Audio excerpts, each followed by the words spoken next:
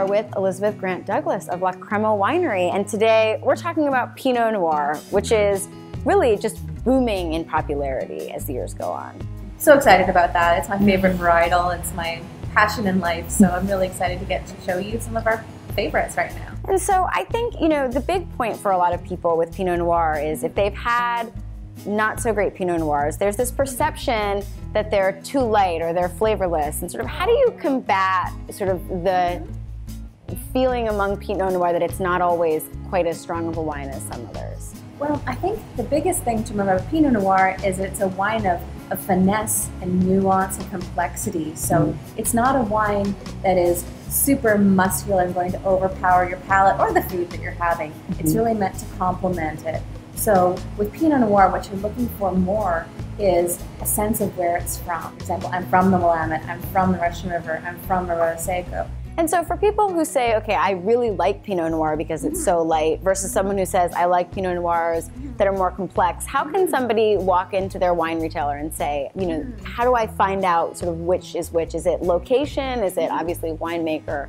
But how are the ways to differentiate Pinot Noirs? Well, I think honestly that location is one of the biggest things. Also, a winery style will dictate a certain amount of how it's expressed. So if you find a winery where you really appreciate their interpretation of Pinot Noir, you can follow them from region to region. But there are some areas that do have bigger Pinot Noirs in general. So, for example, Russian River Pinot Noirs are known for being very spicy and rich. So if that's your style, you can explore that region specifically. And so for you, as a winemaker across a number of different regions, how does the differences in those areas really reflect in the wines? Because it is sort of the greatest differentiator. We'll go north to south. We'll start with the Willamette Valley. I love Oregon. With those wines, it's really, really important to the soil, the earth that they're grown in, whether you're dealing with volcanic soils, which have more of that bright, racy red fruit, or the sedimentary soils, which have more of that deep, dark, berry, black fruit. The wine that we have here, the Willamette Valley, which is a blend of both, has a lot of different layers, but the part I love about Oregon the most is how very savory those wines are. If you're in the Russian River Valley, which is where the home of La Crema is, again, deep, dark, rich, spicy wines. A lot of folks, when they see Russian River on a wine list, they gravitate towards it. And that's kind of the Pinot Noir that sort of especially breaks that mold of people who are a little worried about it being too light. They have a big backbone in many cases of passing that tannin that makes them pair well with them, big rich tradition. And then further south, Arroyo Seco from the Monterey region. Now these are, again, very earthy wines, and the fruit characteristics tend more towards sort of a black plum. There's an elegance and a lightness to them as well.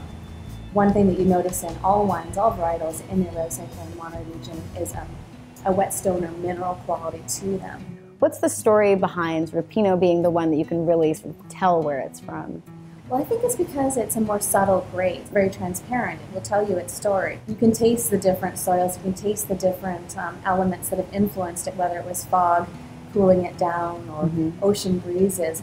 I think because it's not a super structural wine, there's more subtlety that you can pick up in it. Is there a point at which Pinot Noirs change in terms of price point for people? Because sometimes I think if they've had an inexpensive Pinot Noir, that's where they're getting that unstructured Pinot Noir that maybe the stereotype is. Do you think that there's a price point that people can start at? Honestly, I think with Pinot Noir, more than some other red grapes, there is a point at which you're getting grapes from a region that's really meant for Pinot Noir, probably starting at around $15, $20, $25 before you're getting something that's a true expression of Pinot, where you can judge a variety.